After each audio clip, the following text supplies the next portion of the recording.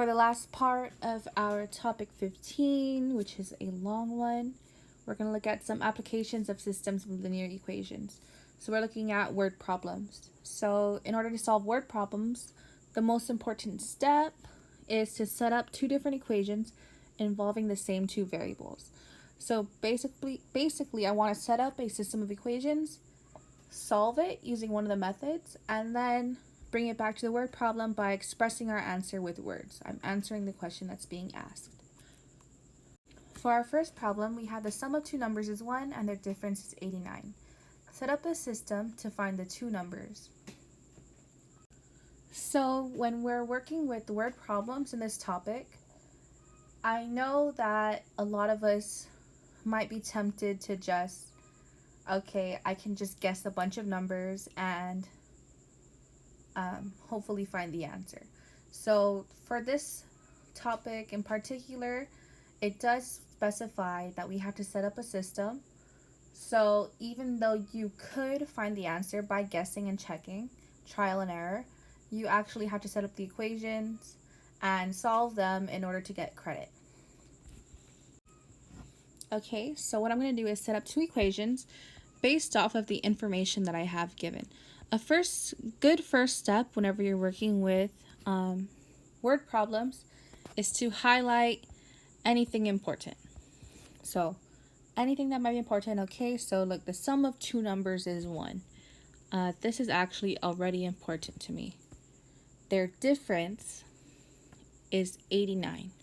So when we're working with this, we want to this is actually two different mathematical sentences, which I'm going to translate into numbers.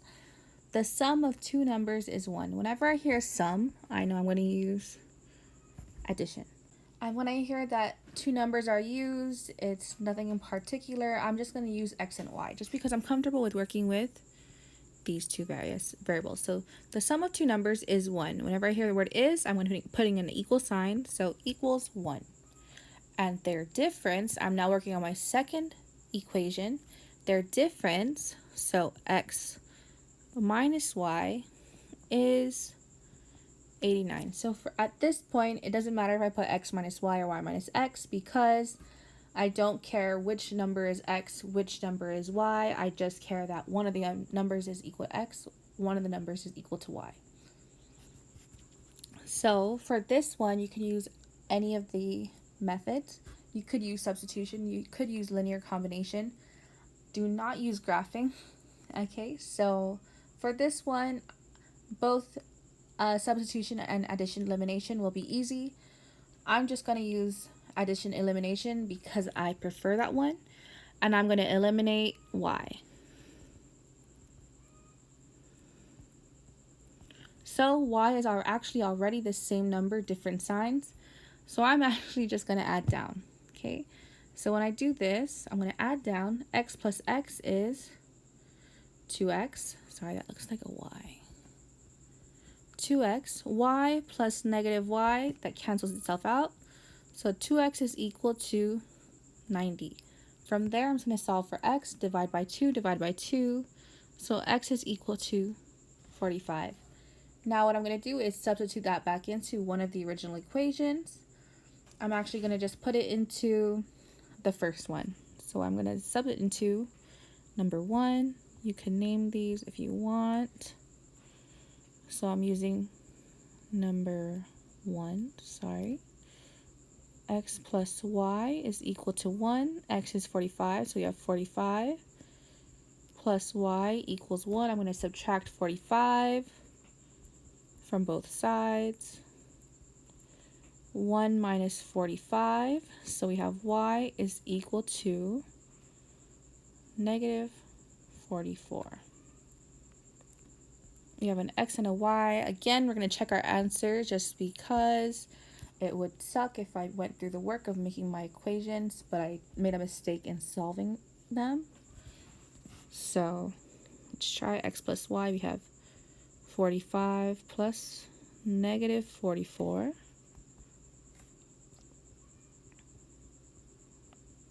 equals to 1. 45 minus 44 is 1, right? So 1 equals 1. That's correct. Using the second equation, plugging them in, I have 45 minus negative 44 is equal to 89. Minus is going to be plus 45. Plus 44 is equal to 89. This is true. So my answer is x is 45, y is negative 44. Since it's a word problem, I'm not just going to give them a coordinate. I'm not going to give them an x value and y value. If someone asks you a question, set up a system to find the two numbers. Hey, what are the two numbers? You're not going to tell them x is equal to this, y is equal to this. There is no x and y in the original question. I'm just going to tell them the two numbers are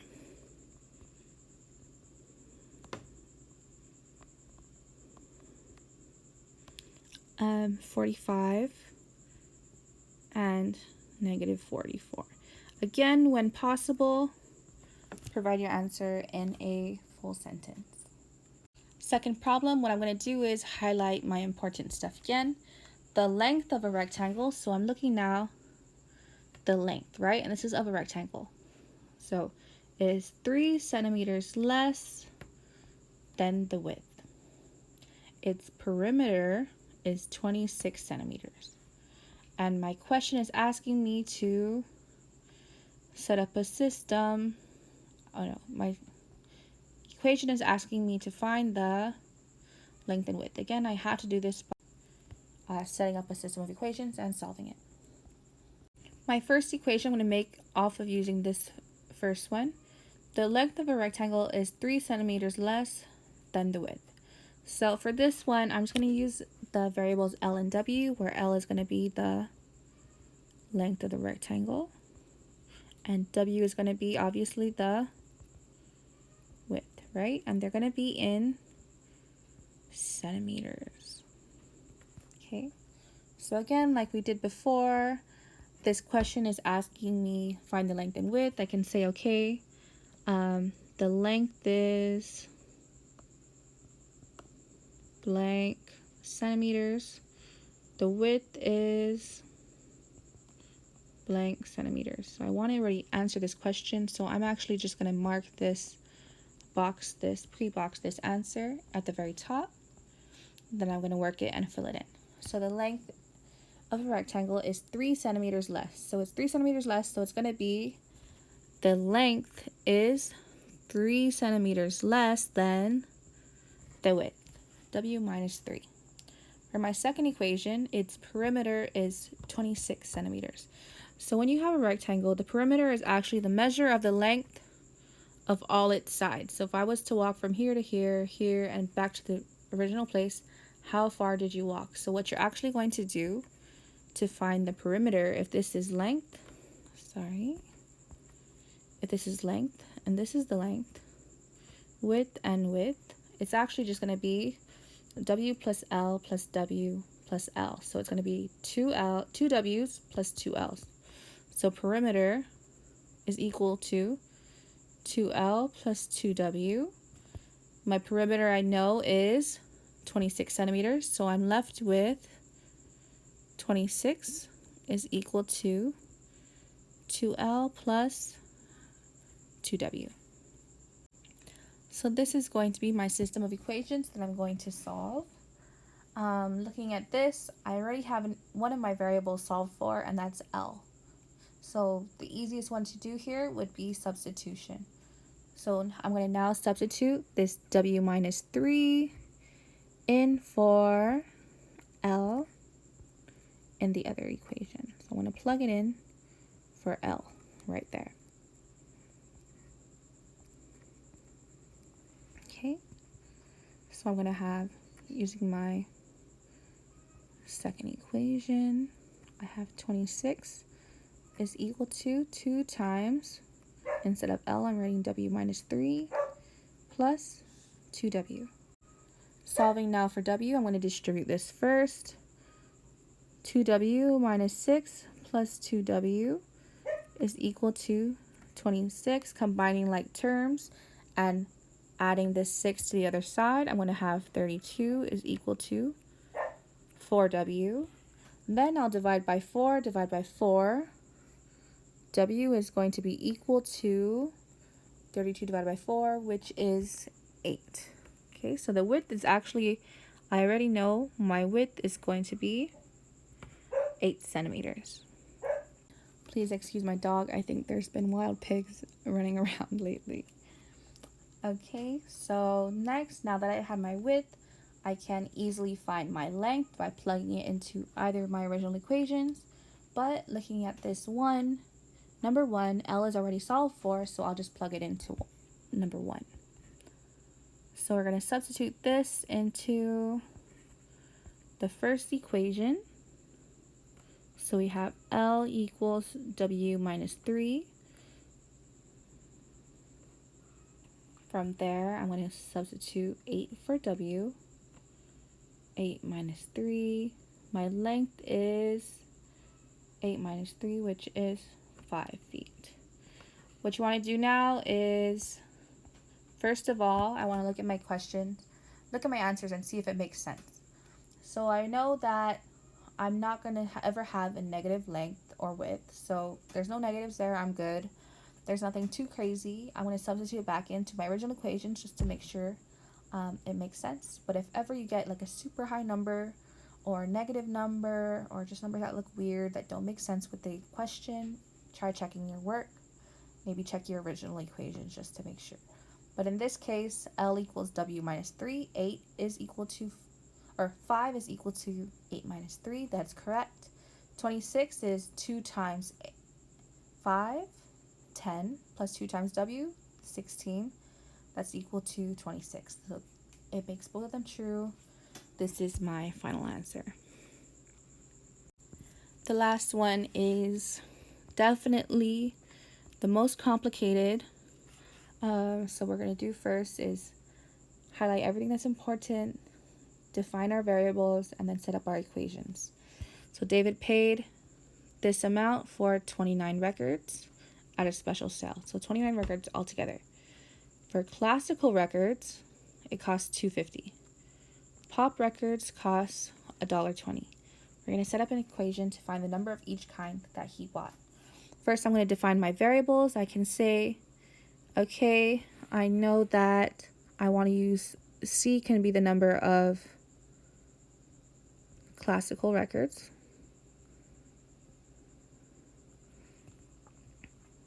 P can be the number of pop records he bought.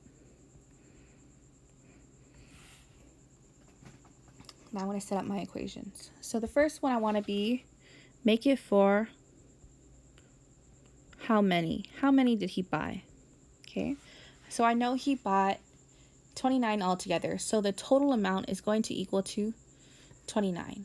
And how can I put this in terms of X or C and P, my variables?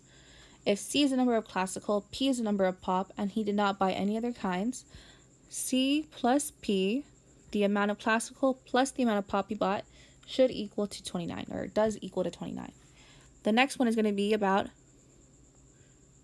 how much. How much did he spend, right? I know he spent $55.60 altogether. And when we are working with our equations already, I don't need to be putting in this $sign anymore.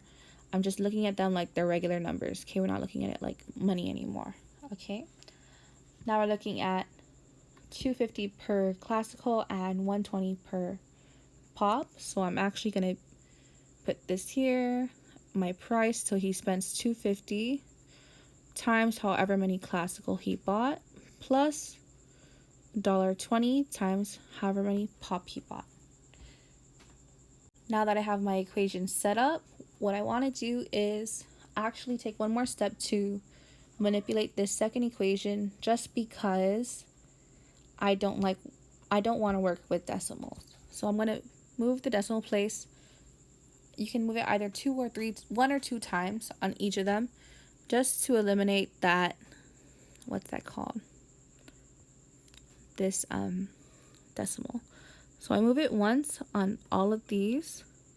Basically, I'm essentially multiplying everything here by 10 to make the decimal point move one time. So I'm left with, for the original stays the same, C plus P is equal to 29. My second one's going to become 25C plus 12p is equal to 556. From there, we'll actually solve using any method. A lot of times when you're working with bigger numbers, like look at this second equation, there's big numbers. A lot of times you might want to just use substitution. Doesn't really matter. Actually, I'm just going to use substitution for this one. So if I wanted to solve for C, I would solve for C using the first one, right? Choose a new color here. C plus P is equal to 29. Solving for C, I'm going to subtract that P. So we have C is equal to 29 minus P. This is important. I'm going to substitute it now into the other equation for C. Using my second equation now.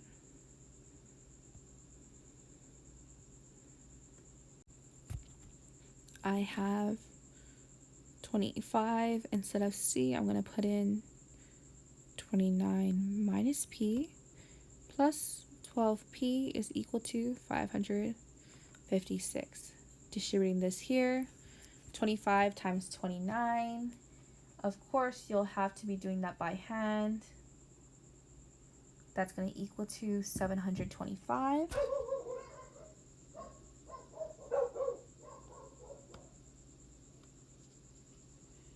Plus 12p is equal to 556. Combining my like terms, negative 25 plus 12, that is negative 13p.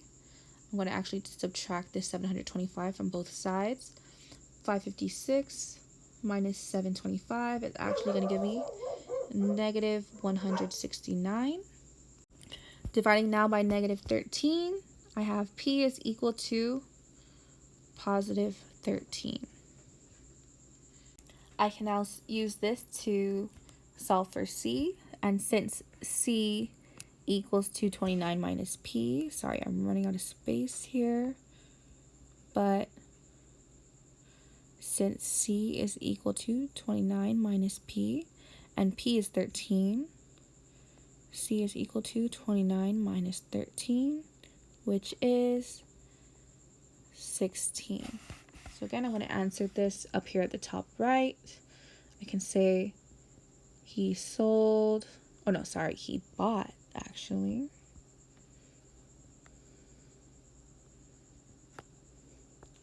$13 pop records and 16 classical records. That's why it's important to use P and C for this one instead of X and Y, because it does matter which one is P and which one is C. And again, we can plug this back into each of them to solve or to make sure it's correct.